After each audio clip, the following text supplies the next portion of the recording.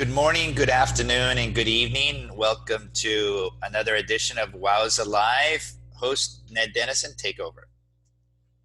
Hello, everybody. My name is Ned Denison. I am a epic marathon swimmer. I was never a racer and never will be a racer, and I'm currently the chairman of the International Marathon Swimming Hall of Fame. Our next guest is a legend in the sport. He has been a world champion swimmer. He has been a successful coach, and he now leads the aquatics program for one of the major countries in the world. The last time I saw Stéphane, he was being awarded the Davis Wheeler Trophy on behalf of the International Swimming Hall of Fame. And we were swimming in the Thames in May, and he wasn't saying nice things, Stéphane. It was a little too cold for you. So please introduce yourself, Stéphane. Thank you for your speaking about me. And you're right, it was a little bit cold for me. I was not prepared for that. I'm in charge of the open water for the French Federation since 2013. And before I was a top-level swimmer in open water for many years. And I love open water. I love my sport. My philosophy, I don't work every day. I'm used to practice my passion every day. So tell us about the best moment of your swimming career, the best moment of your coaching career, and the best moment of running the French program. My best moment when I was swimmer was when I swam the Santa Fe Corona. I have two. I have one in Santa Fe Corona in Argentina. When I won this race for the first time in 1996, was amazing sensation because you have more than 100,000 people around all of this race in this country, and it's a very popular, and you can share the race and the sensation with everybody, with your friend, and it was one of the first race I won in my career, and so it's a special place for me. And the second one was when I was in Canada, in Saint Jean. It's an amazing organization race, and I won the 40K race, and it was an amazing race again. And the water was cold, and but I was prepared for that, and it was a good remember for me. And my favorite remember as coach was when we was at the World Championships in 2017 in Budapest with the French team. We have a big success with 6 medals, and was amazing team with a good spirit and good preparation with amazing coach, amazing staff, and everything we was together for the top level performance. And it's I was a manager, I was a team manager, and everything was fixed before. And during the competition, it was just to help a little bit the coach and the swimmers, but everybody knew what they have to do, and it was so easy to do the job. And I enjoy a lot. And what's the last question? Your best moment as a coach and your best moment as the manager of the team.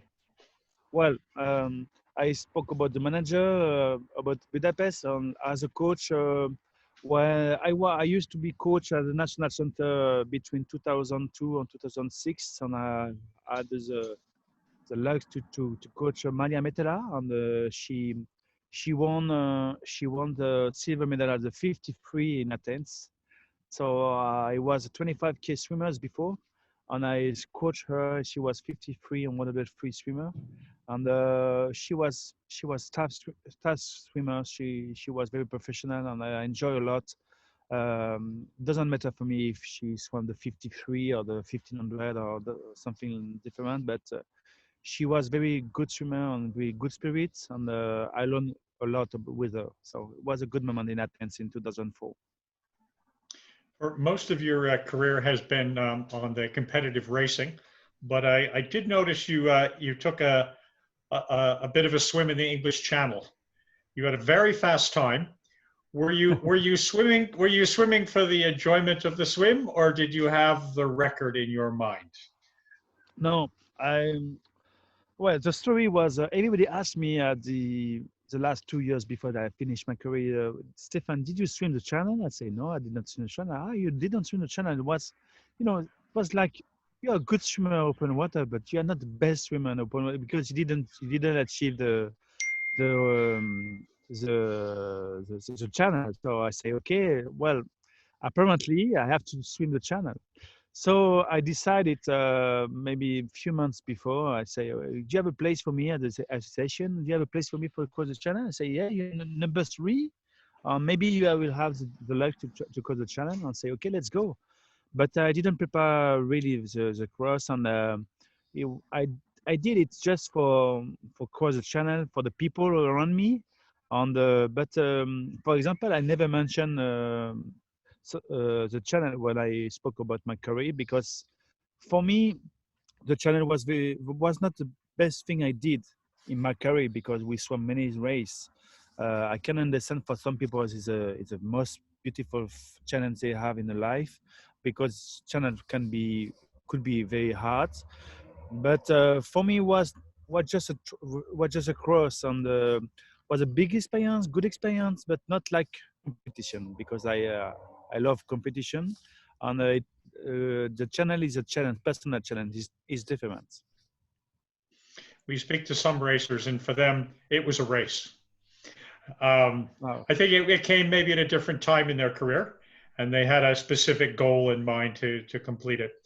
When I look at the English Channel, I see hundreds and hundreds and hundreds of British people swimming the English Channel, and I see 15, 20 people from France. Yeah. Why is that? Don't know. I think maybe the English people are it's more popular. For sure, it's more popular in England, and maybe because you are not allowed to cross the channel from France to England.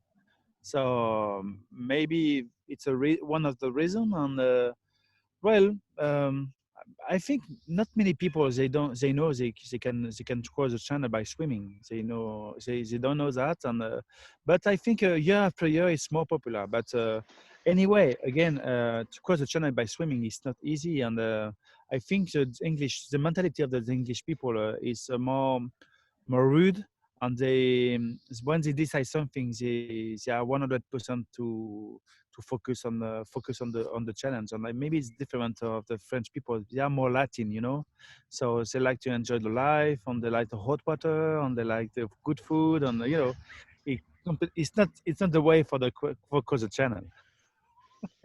You wouldn't go to Dover for your holiday then? Oh, Fine I don't know food, because the no, but sea. no, no, It's a but beautiful location. no, but I had their good fish and chips, and they have a good beer. So why not? Why not?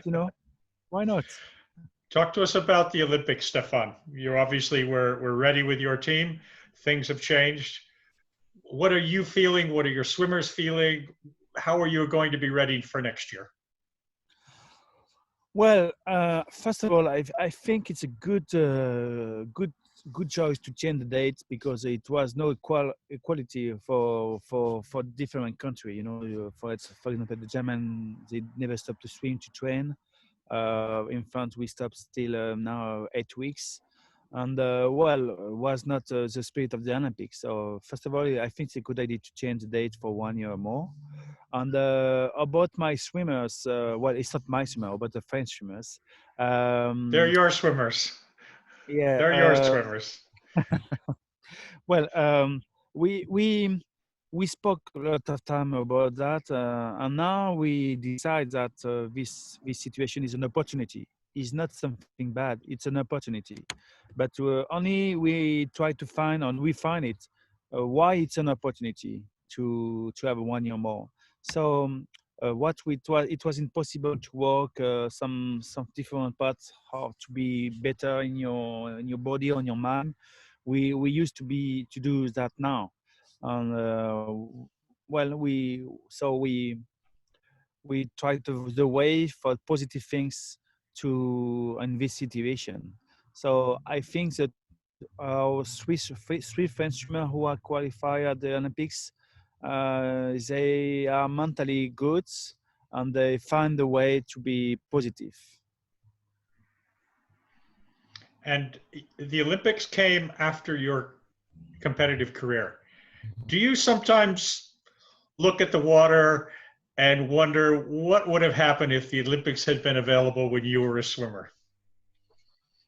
Well, first of all, I never think about that. I don't think, oh, it's a bad thing that I didn't swim at the Olympics because I had the luck to share with some swimmers the good results, and even at the Olympics in Rio, and I hope next year too. And I'm very big passion with my work actually, and it's sort of work, sometimes sort of pressure, but I like that. And I achieve a lot within my work, so that I don't think about that. But anyway, if I take part at the Olympics, I think maybe I have the same way to the first Olympic champion from Netherlands, but I'm not sure because he was not a big speed. We have enough speed, and he did amazing preparation. And I was very focused on my career, and I didn't. I think I tried to think always the new things, on the new strategy, on the new food, on the new rest, and maybe it could be top eight, but between top three and top eight, maybe a podium, but. I don't know. I don't know. But I don't think about really about that. Olympics now for the French swimmer, and I am in charge of the French swimmer, so I'm happy to be here anyway. We see more and more the 10K Olympic swimmers are also swimming the 1500. Is this a good thing? Are they tired by the time they get to the open water? What is your opinion on this? Um, when I take in charge the open water on the French Federation in 2013, I said, okay, our strategy have to be the best swimmer, the best.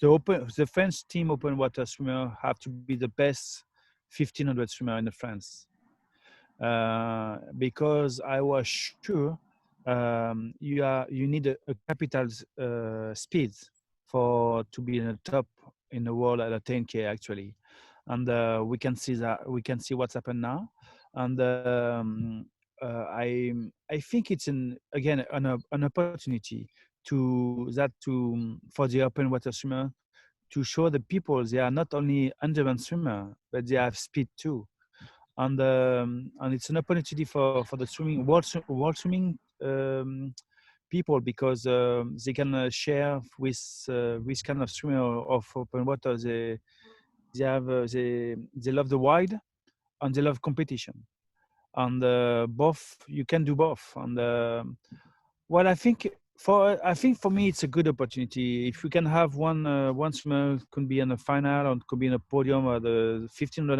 on a 10K for the next Olympics like Usama did, like many swimmers did before. I think it's a good things, and it's a reality. You need speed for win a 10K now, because actually nobody won the Olympics and the World Championships because he left since the beginning of the race and finished alone. So maybe a day arrive, but I don't think for the moment it will be possible. But maybe why not? We saw the Australian swimmer, he tried to do that with the 10K men's at the 10K men's in Rio, but he finally died maybe 2K before the finish because he was alone. So, you know, you need speed for the last 2K of the race. And tell us the difference between the 10K and the 80K in Argentina. What goes through your mind? What are the different conditions? What's the training? How do you advise your swimmers to approach these? Are they the same, just different, or are they completely different? the training session is not really different. Just maybe one session by week where you can swim and fundamental endurance. You know, to swim maybe 6 or 8 hours straight, but not more than one times a week. I think, in my view, and the difference is the mind. Is completely different because for the 10K you can maybe to plan a strategy between the first K and between the 4 to the 6K, and after the last 2K, you can manage it maybe. But when you swim 88K like Enana Espana, it's not possible to do that because you have to listen your body, you have to speak with your mind. When I say to speak with your mind, it's me. I have the luck to once many times a race like that, and most of the time the race, I say to myself, okay, I quit because it's too hard. Finally, I say no, I don't quit because if I quit, it's no reason because I did the work before. So finally, I continue and I won the race. But I think it's the mind is very is a key of the race, and so you have to manage that. You have to think about what you can use, what how you can manage the pain of the muscles, how you can change your technique with the same efficiency swimming. So you have to practice before the race, maybe 1 or 2 or 3 technique difference with the same efficiency. And your coach is very important because when you swim more than 25K, your coach with you in a boat. And this is very important because you have the words is very important. You have to say the good word at the good moment, and the swimmer have to see that your coach is with you, is not against you, even when you are in a bad moment. When you are in a bad moment, your coach can help you a lot to say, okay, it's a bad moment, but it's normal. Everybody have a bad moment, but it's your moment. So we try to find a solution together, not only you. I will follow the way. And it's very, very important it's a good experience. Aurélie Muller did the Santa Fe Cone after Rio when she was disqualified 1 meter before the finish. And I think Santa Fe helped her a lot to come back when she won the 1 year after the World Championships for the 10K. Because you understood more about your mind and your body after this kind of race than before. And when you do a long swim in Quebec, and you do a long swim in salt water, do you change your technique, or does the lower part of your back just hurt more? Well, I prefer to swim in Quebec than in the salt water. And no, I didn't change my technique about salt on natural water. Is for me the same. Maybe it could change for some people, with not a good technique, but for me it was not big difference. Well, the difference is about the taste. Well, it's not easy in a salt water, so well, you have to manage it. And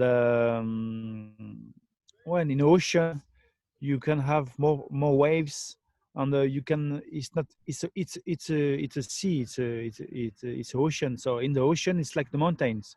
You think you can have this condition, but you are never sure because the woman nature decided. They decided. So you are more confidence in a lake than in the ocean, in my view. And when you were in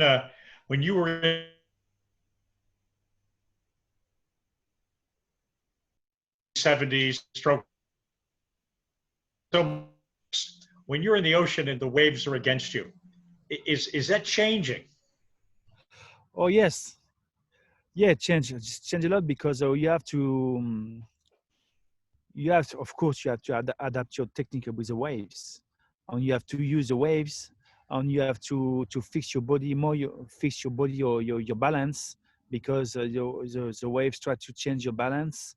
and it's very hard to have the good feeling with your arms in the water because everything is trouble you. So of course you have to manage with the waves, but sometimes happen in the lake too, because I remember one year, it was in 1998, I think. We swam in Magog, 42K. And the year before I beat the record was I think it was 8 hours 19 on the same race, but the condition was terrible. I won the race for 10 hours 39, 2 hours 20 minutes more. But because we have always the waves with us, the water temperature was 13 degrees. We was in a swimsuit, no neoprene. Well, and I won the race, and the guy who was second, I think, was Michael Dawes. He was 40 minutes behind, and was very high. Only 5 swimmers finished the race, and it was hard to manage. So the waves can be usually in the ocean, but it's possible in the lake too sometimes. And was there a low spot at 9 hours when you were Pardon? thinking, did you have a low moment at 9 hours where you're thinking, oh, I was thinking maybe I'll be less than 8 and now it's 9 and it's nowhere near done? I knew it was long, but I never had the time. Just Yeah. You every knew. 20 minutes, take the drinks, and after maybe 6 or 7 hours, you don't ask you don't ask nothing about the time or about how much time again, because of course they don't know again because you are so slow with the waves. Just you say okay, just to be finished. You are first of all you are in a competition with other swimmers, and when you pass maybe 7 hours and you have again 2 hours, you just want to finish and you have to achieve for your challenge and maybe to say okay, I learned something about me, which is the most goal after that. And you swam with some great swimmers. When you look back on your swimming career, who were the top competitors for you? Wow. He was not my friend, but David Meka was very hard. I'm sorry, He the has name again? David Meka Medina. Yeah. He had a little bit trouble, but he was tough swimmer, and but he makes me better about my training, about my life sportsman, because I have to think about so how I can beat him. And Petar Stochev was a good swimmer, but I was in the end a career and I arrived, so we didn't swim a lot of time together. But he was a tough swimmer. And Alexei Akatyev for me from Russia was an amazing swimmer with a beautiful technique, with a good spirit, and I was nice. And once again, Christoph van Racht, I saw many times away with him, and we still friends. And he was a tough swimmer too. So, but David was special. For the other, we was very friendly. We share a lot of good moments after the race, before the race, and it was not only competition; it was friends, and we are still in good relationships together. And we sometimes we meet again, and it's a well, it was a good. And you must have coached against Alexei when he was the Russian Yeah. coach. Oh, A different yeah, but it's a competition. competition too, of course. But I know because I know he wants to be first, and he knows I want to be first for sure. Like maybe in 40 years will be the same for sure. I know because I believe when you are sportsman and you do competition and you love competition. Me, I love competition. I love that. When I play with my kids, it's competition. Yeah, I can't accept to lose. I accept that, but I try to win always. And I think it's the same for all my life. And I think it's the same for Christophe Van Rage, for Petar Stochev, for Alexei. We want to success with what we do with our work. And when you look around the world, what countries besides France have the best arrangement for this high level open water competition? Italia is good. Italia, um, Australia is getting better with a new organization since 2 years, and I very interesting about what they will do in a few months and a few years. Well, we speak about organization, huh? Yes. But and one country is very good is Hungary too, because they they know swimming. They know about swimming competition, and while they have a good organization about for to be top level. Well, for me, this is the top. Actually, rushed the organization, and they try to come back, but it's not easy. Looks not easy. And one country could be amazing level, but they don't push a lot on the open water. It's a US team.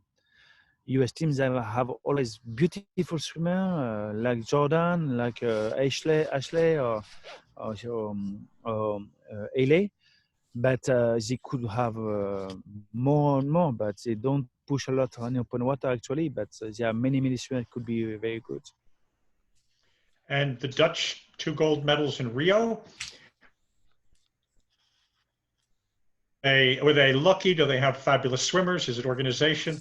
And I look back the last 20 years, and the Dutch always have Yeah. fantastic swimmers. Me, I don't speak about that because the success, amazing success with a big talent swimmer and with a very good coach. With Marcel Wouda is amazing coach. He knows very well about open water. He understands very well about open water, and the swimmer like Ferry and Sharon, they are amazing talent and they're good worker too, and they feel the open water. Well, and Sharon, she trained with our French coach, and so with Philippe. So it's a little bit part of France, you know. And well, I don't speak about Dutch because organization for me is not only the seniors; it's juniors and seniors, you know. And well, the success actually with Ferry and Sharon, and I don't know what's happened with two swimmers. And the organization is not only what's happened in the present. Organization is to take part and to try to continue the story after the top swimmer you have at the moment.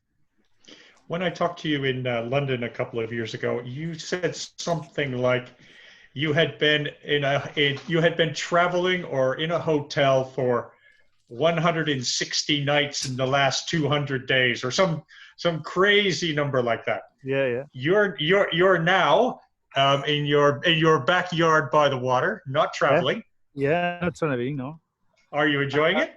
Yeah, I'm enjoying because I always make kids, and my son years old and he used to be at the university, but he came back, so we have a good time. And with my little girl too, she's 13 years old, so I just finished to the school with her. So I didn't do that since many times, since many days, and see them some maybe 2 or 3 days a week.